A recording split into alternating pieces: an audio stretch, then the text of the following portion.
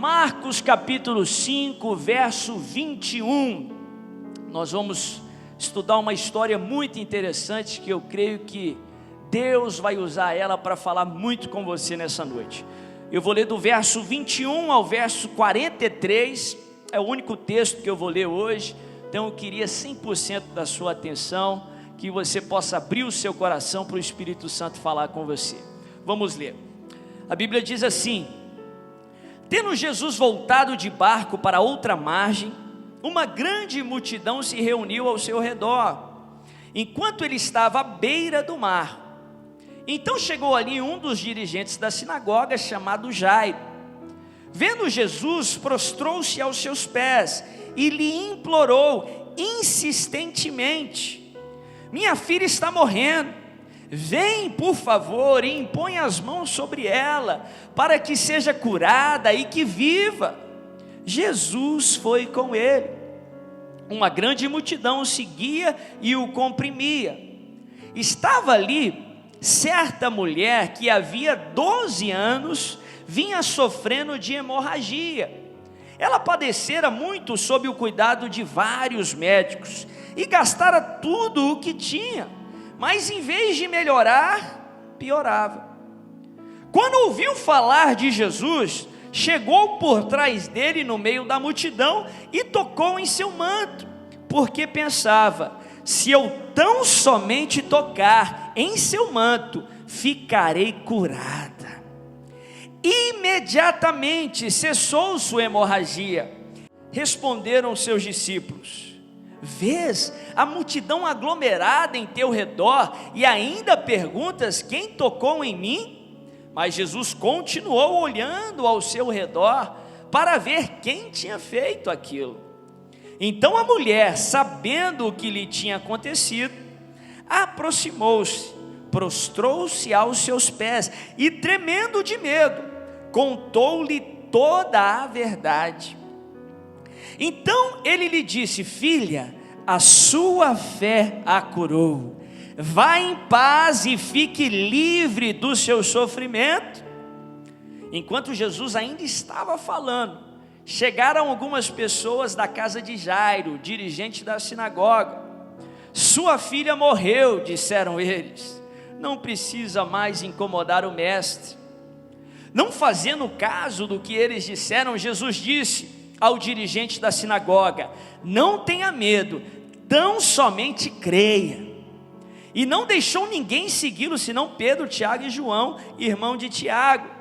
Quando chegaram à casa do dirigente da sinagoga, Jesus viu um alvoroço, com gente chorando e se lamentando em alta voz. Então entrou e lhe disse: por que todo esse alvoroço e lamento? A criança não está morta, mas dorme. Mas todos começaram a rir de Jesus. Ele, porém, ordenou que ele saísse. Tomou consigo o pai e a mãe da criança e os discípulos que estavam com ele, e entrou onde se encontrava a criança, tomando-a pela mão, e lhe disse: Talita cumi, que significa: menina, eu lhe ordeno, levante-se. Imediatamente a menina, que tinha 12 anos de idade, levantou-se e começou a andar. Isso os deixou atônitos. E ele deu ordens expressas para que não dissessem nada a ninguém, e mandou que dessem a ela alguma coisa para comer. Olha que texto tremendo, que texto poderoso. Durante 3 quartas-feiras nós estamos falando sobre ressurreição. Durante 3 mensagens, hoje é o segundo dia, segunda noite, que nós estamos nessa série sobre ressurreição. Ressurreição era uma promessa, era uma profecia messiânica. Uma das características, uma das coisas que fora profetizado acerca do Messias, é que ele teria poder de ressurreição. Ele venceria a morte, portanto seria ressuscitado, e através dele pessoas alcançariam também ressurreição. Jesus, lá no seu ministério, relatado nos evangelhos, ele explica o porquê disso, o porquê dessas profecias, quando ele, no seu diálogo com Marta, que mais tarde ele ressuscitaria o seu irmão, que era Lázaro, Jesus ele diz a ela: eu sou a ressurreição e a vida. Quem crê em mim, ainda que morra, viverá. Jesus ele se define como a ressurreição. Ressurreição é Jesus. É Ele que venceu a morte. É nele que temos vida, a vitória sobre a morte. É nele que temos ressurreição. Ressurreição não é um conceito, ressurreição não é uma história, não é um princípio. Ressurreição é uma pessoa. Jesus é a ressurreição e a vida. Quando nós recebemos Jesus, nós recebemos ressurreição. É nele que temos vida, vida em abundância e vida eterna. Ele é a ressurreição. Então, se nessa série sobre ressurreição, nós vamos estar, na verdade, aprendendo sobre Jesus, sobre princípios que nos aproximam de Jesus, sobre verdades que nos ensinam sobre o próprio Jesus. No ministério público de Jesus se tem relatado 3 ressurreições. A ressurreição de Lázaro, que nós falamos e aprendemos sobre ela na semana passada. A ressurreição da filha de Jairo, esse senhor, esse proprietário, administrador da sinagoga, na verdade, que nós vamos falar um pouco sobre ela hoje. E a ressurreição do filho da viúva de Naim. 3 ressurreições que nos revelam muito sobre o próprio Cristo. Se nos revela sobre Cristo, nos revela muito sobre Deus, porque Jesus é a revelação de Deus, Jesus é a revelação do Pai. Quando recebemos Jesus, recebemos o próprio Pai. Eu quero compartilhar algumas verdades sobre esse texto que nós acabamos de ler. O texto sobre a ressurreição da filha de Jairo. Seria incompleto nós aprofundarmos na ressurreição da filha de Jairo, sem citarmos e sem aprendermos sobre essa história que acontece simultaneamente, sobre essa história que aparece no meio da história de Jairo, que foi a cura da mulher com fluxo de sangue. As 2 histórias são extremamente ricas, já preguei sobre cada uma delas separadamente, mas eu creio que numa série sobre ressurreição nós perderíamos a plenitude do texto, todo esse banquete que Marcos coloca ali de propósito, que 3 evangelhos colocam de propósito, essas histórias acontecendo simultaneamente, porque elas juntas têm muito a nos ensinar. E eu quero falar um pouco sobre essas 2 histórias e compartilhar alguns princípios nessa noite, que eu creio que vão aumentar aí o teu depósito de fé.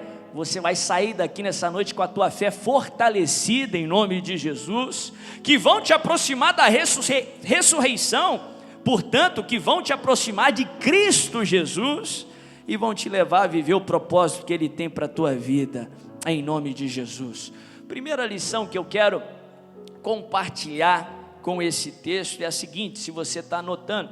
Primeiro, o tema dessa mensagem é um pouco sugestivo, eu vou explicar no final, você vai entender, é muito importante que você entenda. O tema da mensagem é esse: ordene que eles saiam. Ordene que eles saiam. Fala para o teu vizinho, diz assim: ordene que eles saiam.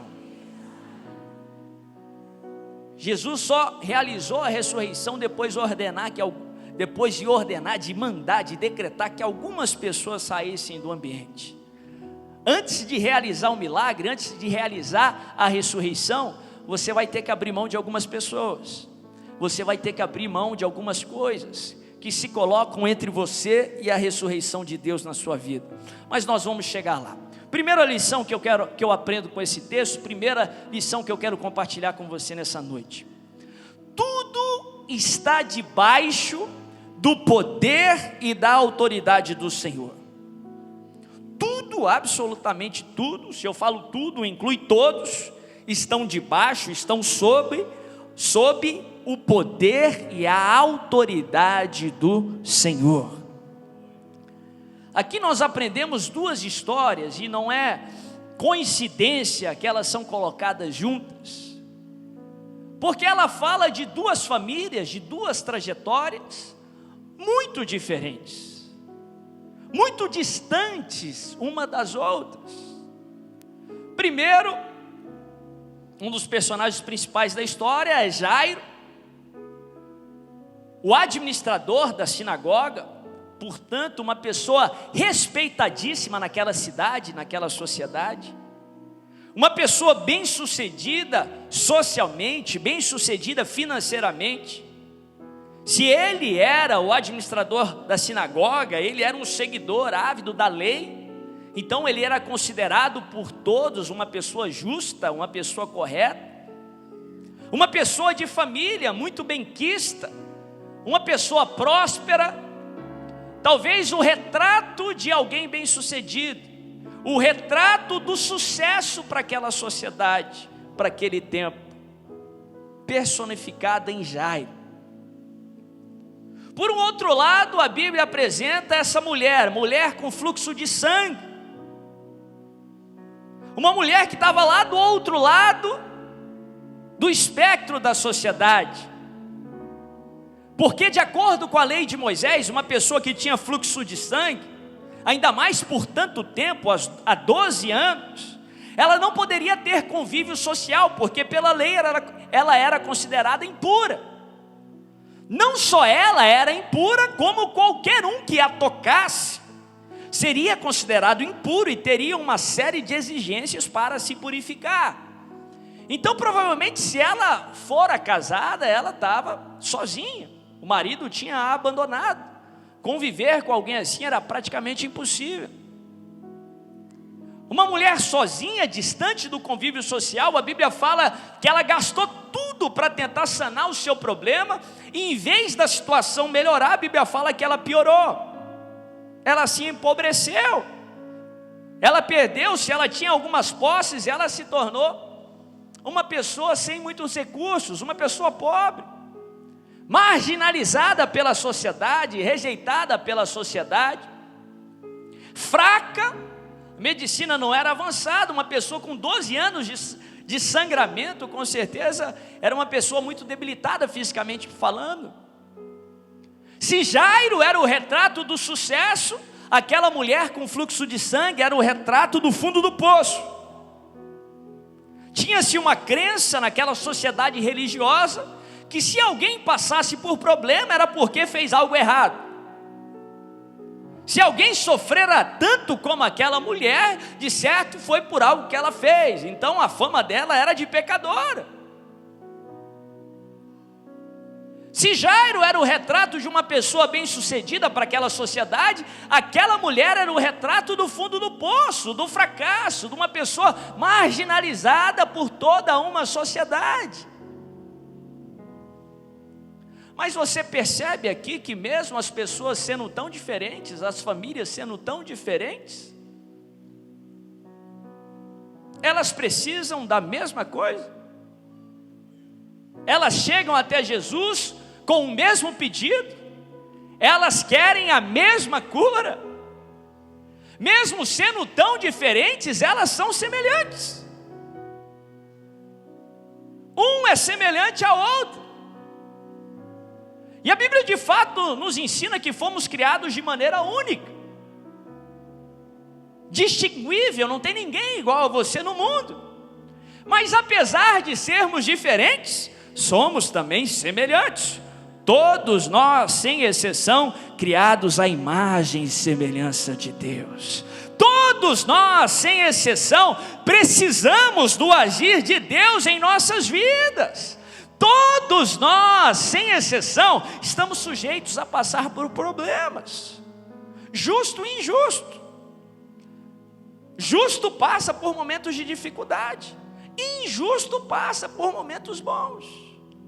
Deus faz a sua chuva cair sobre injusto e sobre injusto. Apesar das diferenças, aqui nesse texto é bem claro que nós somos semelhantes. Temos semelhanças uns com os outros. Estamos sujeitos a passar por problemas, estamos sujeitos a passar por dificuldades e precisamos do mesmo Deus. precisamos do mesmo Salvador, precisamos da sua intervenção.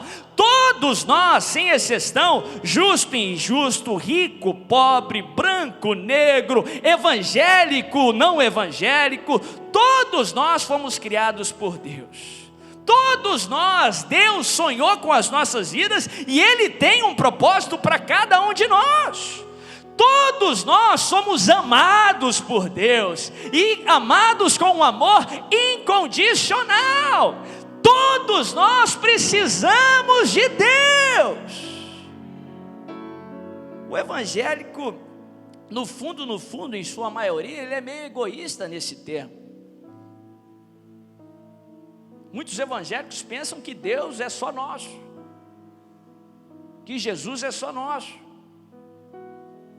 Pensamos que somos, por isso, melhor do que outros. Como que se o próximo lá fora, o injusto, o pecador, não fosse nosso semelhante. Mas aqui no texto fica bem claro que como Deus me ama, Ele ama o pecador. Ele não me ama mais, porque Deus não tem favoritismo. Eu, quando vou pregar o evangelho, eu gosto de citar isso. Jesus não está restrito numa religião. Isso é limitar Ele. Jesus está acima da religião. Esse negócio de falar que Jesus está ali, Jesus não está ali, é limitar Ele. Por isso que eu gosto aqui do que ensinamos na Fonte da Vida. Não pregamos religião. O que nós pregamos é um relacionamento vivo e genuíno com o Senhor e Salvador Jesus Cristo. O resto é consequência. O resto é consequência. É importante que você tenha esse conhecimento que o próximo é seu semelhante. Você tem muita semelhança com o teu próximo, porque aí você vai ter uma ferramenta muito importante para o cristão, e muito estudada hoje em dia aí fora, que se chama empatia. A capacidade de se colocar na situação do próximo. Só assim você consegue parar de julgar, de condenar o seu irmão, porque Deus não nos chamou para ser juiz e não ser promotor de irmão ou de situação nenhuma. Muito pelo contrário. Só com empatia você vai obedecer o mandamento bíblico de amar o próximo como a você mesmo. De fazer para o próximo não aquilo que um juiz ou um promotor, um condenador faria, mas fazer o que Jesus faria. Em vez de julgar porque a filha está enferma, em vez de condenar por um problema na família, um histórico difícil, amar, respeitar, cuidar, exortar, ser Jesus para a pessoa. O próximo não é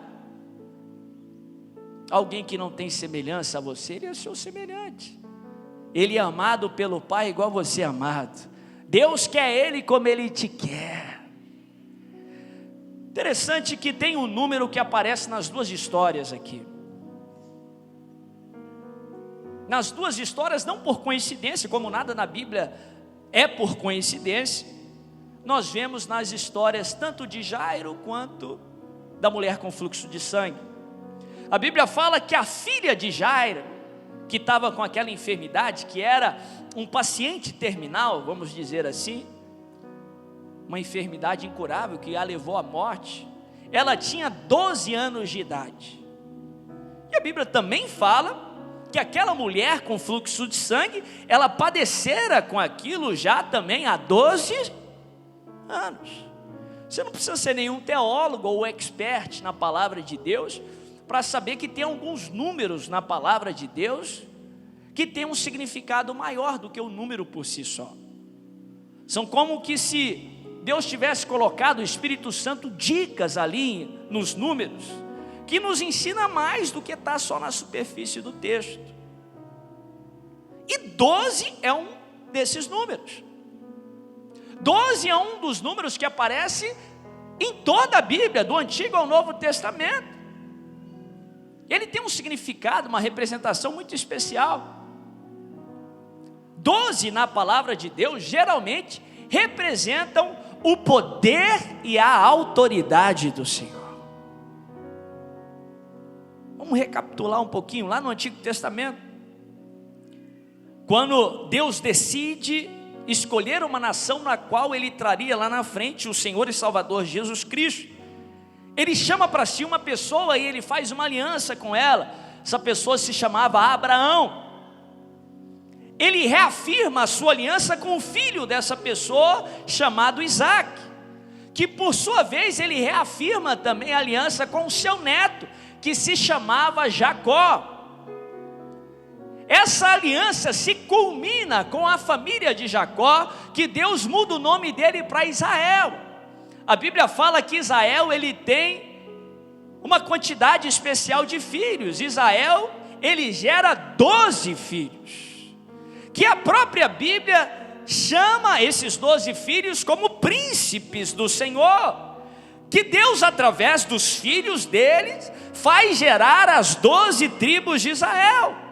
Esses 12 filhos de Israel, que são chamados de 12 príncipes, esse cargo, essa terminologia representa poder e autoridade.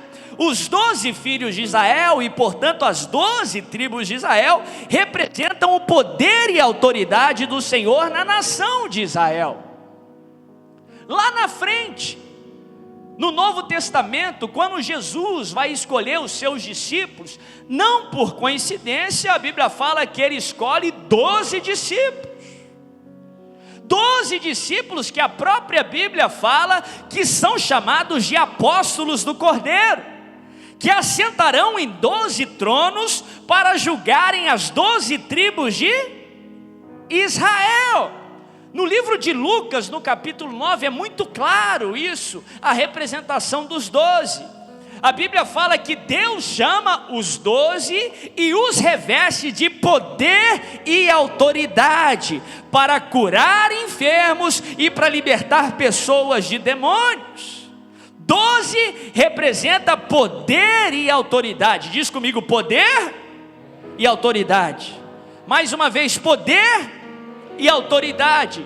As duas histórias começaram há 12 anos atrás e culmina ali aos pés de Jesus. A história de um senhor, o perfil de um profissional de sucesso da época, e a história de uma mulher, que era o perfil de uma pessoa rejeitada, marginalizada para a época. O que eu aprendo com isso? Que tanto rico quanto pobre, tanto negro como branco, tanto crente como não crente, todos estão sob o poder e a autoridade do Senhor. Todos se sujeitam ou têm que sujeitar ao poder e autoridade do Senhor.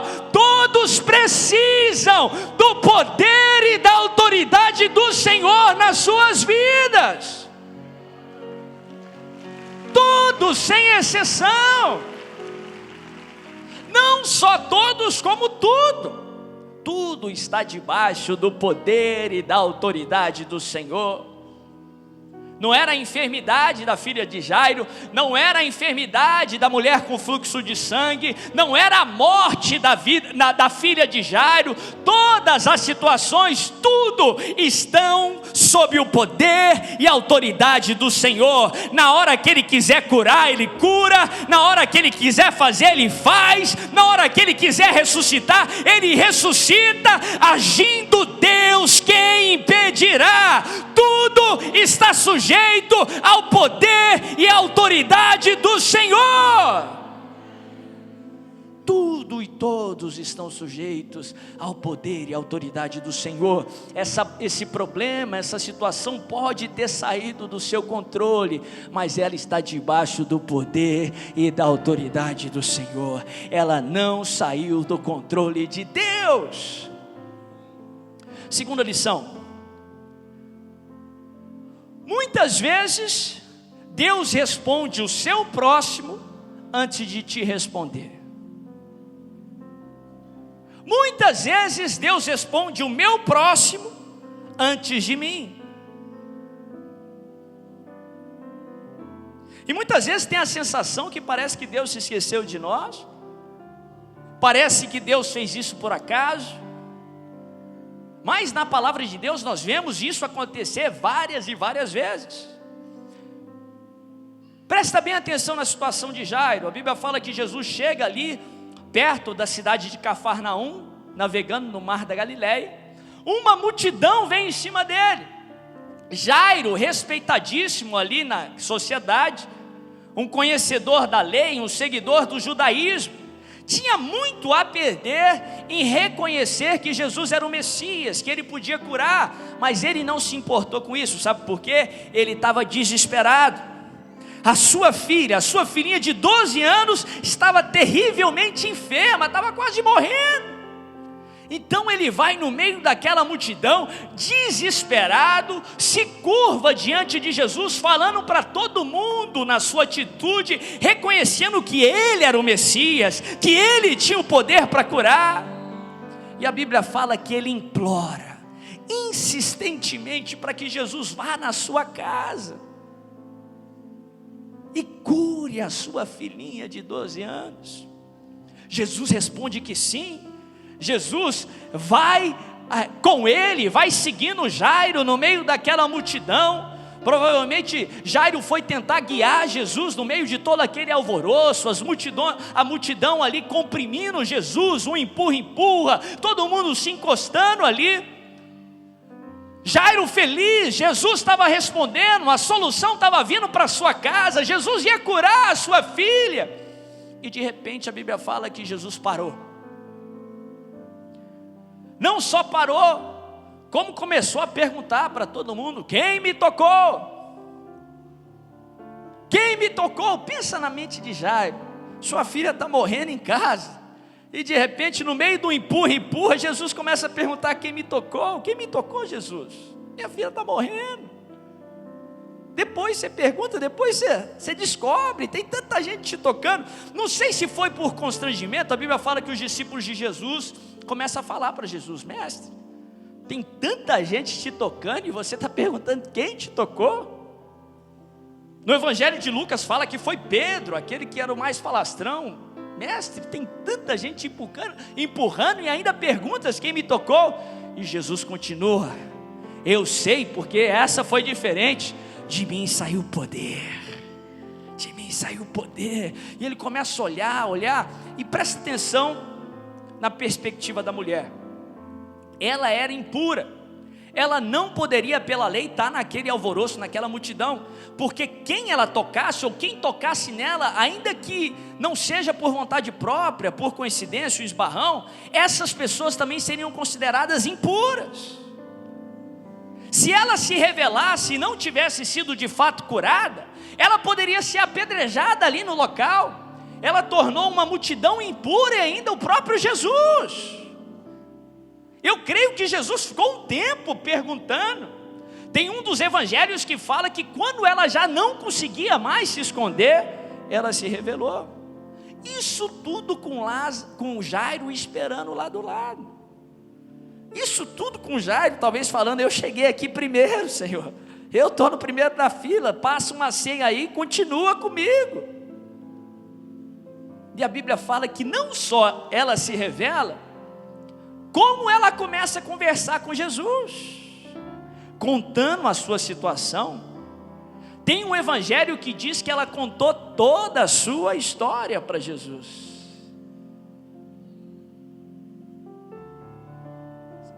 Você já teve esse sentimento? Você clama por uma resposta, você tem um alvo, você chora. Você nem sabia que o seu próximo queria isso, provavelmente ele nem queria o que você quer. E depois de um tempo ele pede, e bum, Jesus responde. Responde na sua frente. Você tem que ouvir o testemunho, e glória a Deus por isso. Mas muitos de nós, talvez todos, você como eu, talvez já teve esse sentimento: mas e eu, Jesus? Eu estava aqui na frente, eu cheguei primeiro. Por que ele permite isso? E você vai ver nas escrituras, ele faz muito isso, e ele não faz por acaso, ele faz de propósito. A Bíblia não só tem muitos textos sobre isso, como tem uma parábola inteira que Jesus conta sobre isso, que é a tal parábola conhecida como a parábola do trabalhador da última hora. Na parábola do trabalhador da última hora, Resumidamente, a Bíblia fala que o patrão, ele contrata algumas pessoas para trabalhar no seu campo, contrata umas pessoas bem cedinho, quando o sol nasceu, e promete um salário. O dia vai se passando e ele vai contratando mais pessoas, até que quando chega na última hora, na quinta hora, ele vê um bando de pessoas ociosas, sem trabalhar, e ele diz: vem trabalhar comigo também. Quando chega na hora de pagar o salário do trabalho do dia, ele de propósito começa a pagar o salário do último para o primeiro, dos que chegaram por último ao primeiro, e pagam todos a mesma coisa, um denário. No final daquele cenário, os que chegaram primeiro falaram: Jesus, Senhor, nós estamos aqui desde de manhã, aguentamos o sol do dia, nós recebemos a mesma coisa que eles. Aí Jesus, o Senhor, que é uma representação de Jesus, diz: eu não prometi um denário para vocês? Toma o que é seu e vá. Não posso fazer o que eu quero com aquilo que tenho? Vocês estão com inveja da minha bondade? Se eu quero ser bom para com eles, eu vou ser. Toma o que é seu e vá. O moral da história é que, apesar de muitos de nós ter aquele sentimento de injustiça, poxa, eu estou antes, todos nós somos o trabalhador da última hora. Na verdade, todos nós pecamos e carecemos da glória de Deus. Na verdade, nenhum de nós merecia estar na vinha do Senhor, nenhum de nós merecíamos o seu sacrifício, nenhum de nós merecíamos a sua salvação, nenhum de nós merecíamos o seu amor. Ele não precisava de nós, Ele não precisa de você, mas Ele nos ama tanto, Ele te amou tanto que Ele te quer, mesmo sem merecer, mesmo sem precisar, Ele te trouxe para a vinha, Ele tirou das trevas e te trouxe para a luz, Ele tirou lá do pecado e te fez assentar na mesa, no seu palácio. Todos nós não merecíamos estar aqui, mas pelo grande amor com o qual Ele nos amou, nós fomos escolhidos por Deus. Por que Deus abençoou o outro na nossa frente? Para que nós conheçamos a sua bondade. Não é por aquilo que você merece, é porque Ele é bom. Por que Ele abençoou outro na sua frente? Para que você se alegre com Ele. É um mandamento bíblico.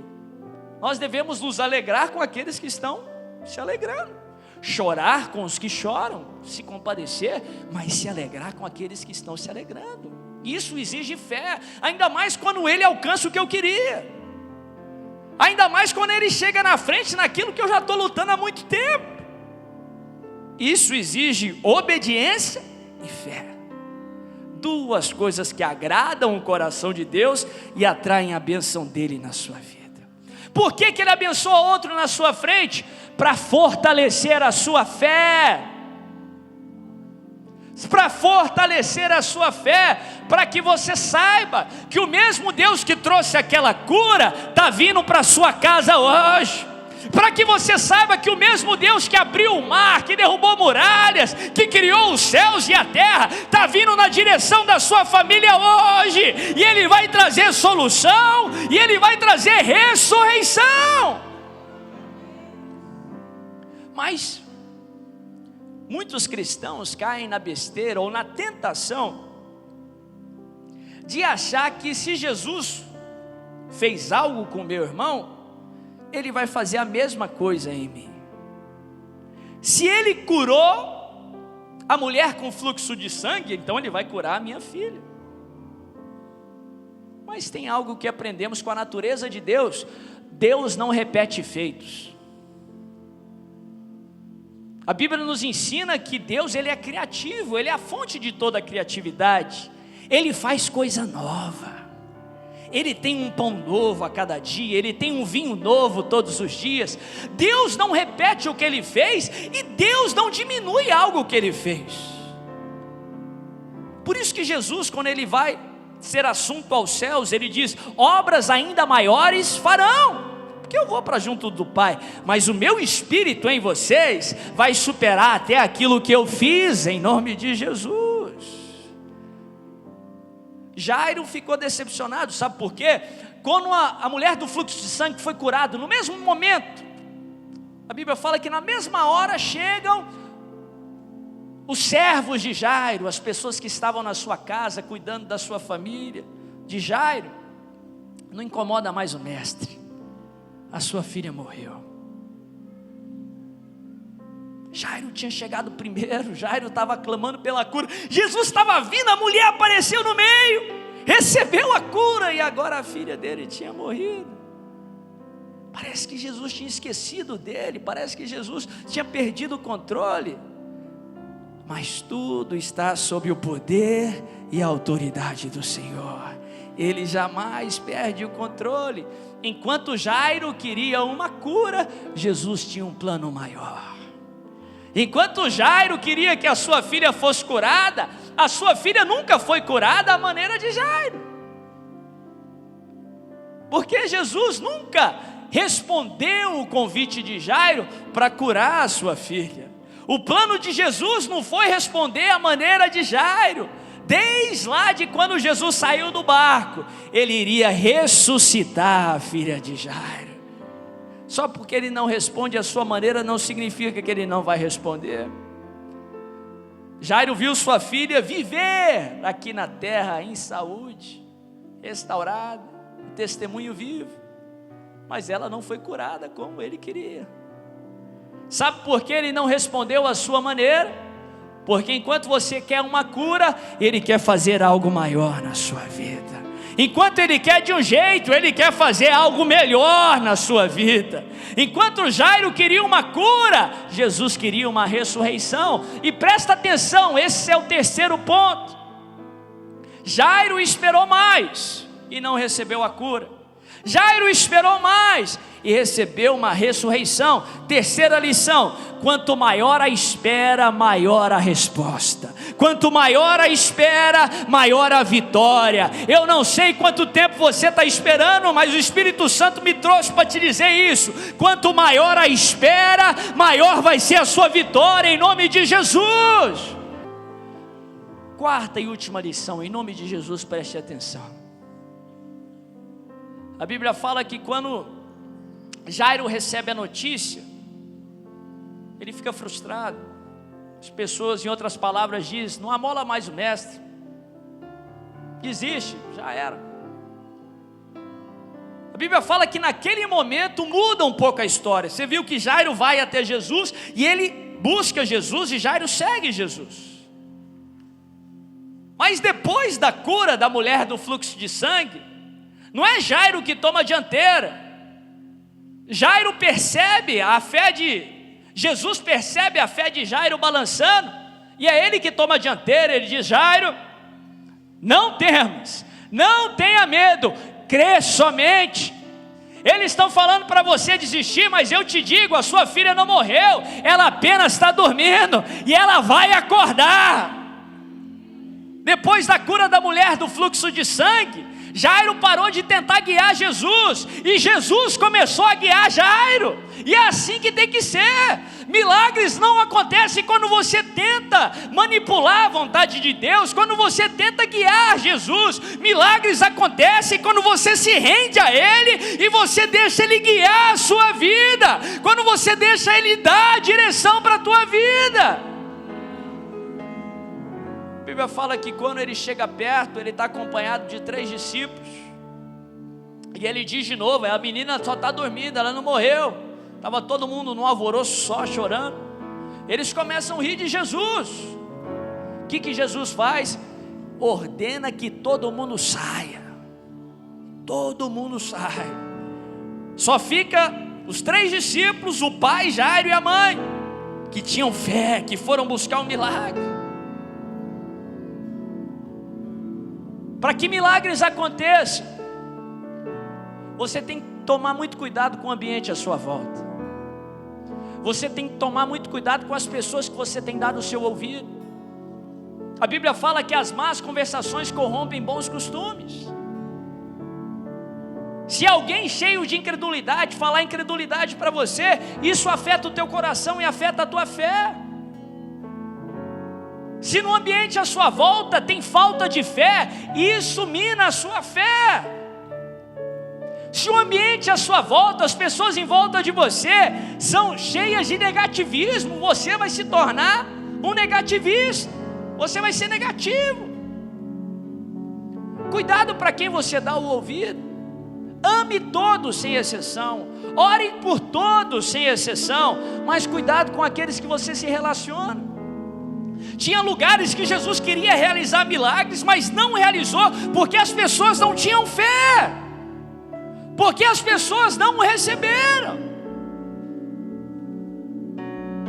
Para que a ressurreição venha sobre a sua vida, para que o milagre venha sobre a sua vida, você vai ter que ordenar para que algumas pessoas saiam de perto de você. Você vai ter que limpar o ambiente à sua volta. Você vai ter que tirar de perto de você, de perto dos seus ouvidos, a falta de fé, a incredulidade, o negativismo, e trazer para perto de vocês aqueles que têm fé, aqueles que fortalecem a sua fé, aqueles que são cheios de esperança, aqueles que estão cheios do Espírito Santo de Deus, porque o Espírito, ele é transferível. Aproxima de alguém cheio do Espírito, você vai ser cheio do Espírito Santo. Toma cuidado com quem está à sua volta e ordene a incredulidade, a falta de fé, o negativismo que saia da sua sala, que saia do seu ambiente, porque Deus vai trazer de volta aquilo que se perdeu. Ele vai trazer ressurreição, Ele vai fazer milagres, sinais, prodígios, Ele vai manifestar a sua glória.